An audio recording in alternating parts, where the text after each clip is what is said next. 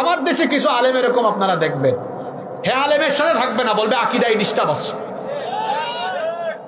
এরকম আছে না?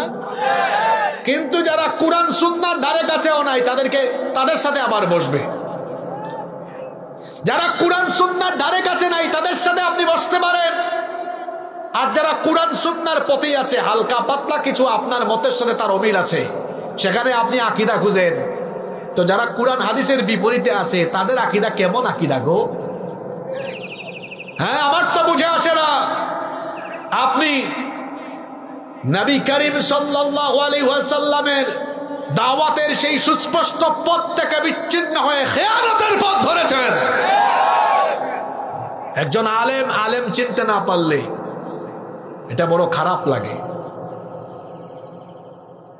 দুঃখ লাগে। আলেম না চিনলেও জালেমরা আলেম চিনে।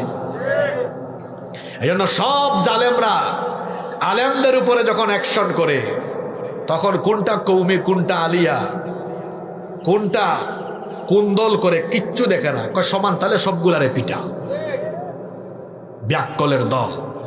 আমি ভাবছিলাম হাসিনা সব হুজুরদেরকে পিটাইয়া কিছু সোজা করছে, এখন দেখি কিছু হুজুরের তেল এখনো রয়েছে। এদের জন্য হাসিনা আবার দরকার। কথাটা আমি কষ্ট নিয়ে বলেছি। আমি ভাবছিলাম হাসিনা পিটাইয়া সবগুলারে সাইজ করছে, এখন অন্তত সব এক থাকবে, এখনো এক হয় না। এরা আরো কত পিঠা খাবে সামনে আল্লাহ ভালো জানে।